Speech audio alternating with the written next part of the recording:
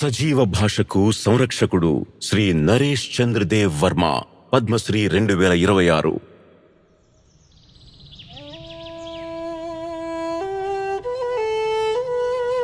త్రిపురలోని నిశ్శబ్ద కొండలలో కథలు ఒకప్పుడు కేవలం జ్ఞాపకాలలోనే జీవించిన చోట లిఖించబడటానికి ఒక భాష వేచి ఉంది.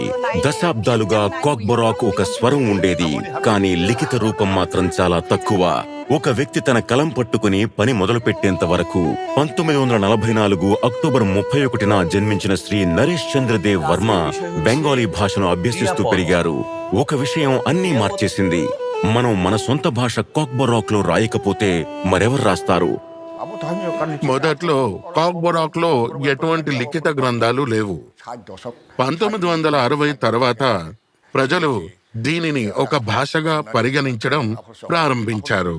దౌలత్ అహ్మద్ రచించిన కాక్బొరాక్ వ్యాకరణ గ్రంథం కాక్బొరోమా ద్వారా, అలాగే తొలి కాక్బొరాక్ సాహిత్య రచయిత సుధన్వ దేబ్ బర్మా రామాయణాన్ని కాక్బొరాక్ లోకి అనువాదించిన డాక్టర్ ప్రభాస్ చంద్ర ధర్ వంటి ఆద్యుల ద్వారా ఆయన గాఢంగా ప్రేరణ పొందారు.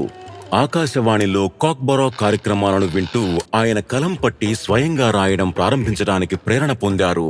అతను 1970లో బెంగాలీలో రాయడం ప్రారంభించాడు. 1980 నాటికి అతను కాక్బొరాక్ లో రాయడం మొదలుపెట్టాడు. మొదట్లో అసలు సాహిత్యం అనేదే లేదు, ఆధారపడి నిర్మించుకోవడానికి ఏ పునాది లేదు. కాబట్టి ఆయనే ఆ పునాది అయ్యారు.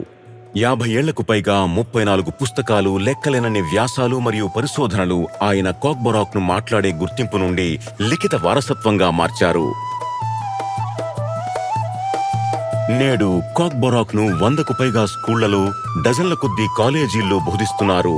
పండితులు, ఉపాధ్యాయుల సంఖ్య కూడా పెరుగుతోంది.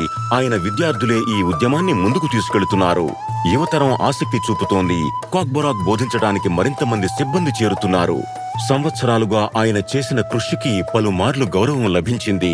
ఇప్పుడు పద్మశ్రీ పురస్కారంతో అది పరాకాష్ఠకు చేరింది. కానీ ఆయనకు ఇది ఎన్నడూ వ్యక్తిగత గుర్తింపు కోసం కాదు. నేను ఎంతో కృతజ్ఞుణ్ణి, కానీ ఈ పురస్కారం కేవలం నా కోసం మాత్రమే కాదు, కాక్బొరాక్ మాట్లాడే వారందరి కోసం. నేడు రిటైర్మెంట్ తర్వాత కూడా ఆయన రాస్తూ, మార్గనిర్దేశం చేస్తూ, పరిరక్షిస్తూనే ఉన్నారు. అతని కల సింపుల్ అయినా ఎంతో గాఢమైనది. అది ప్రజలు కాక్బొరాక్ ను ఆదరించడం, దాన్ని మాట్లాడడం, వినియోగించటం, తమ దైనందిన జీవితంలో సజీవంగా ఉంచడం.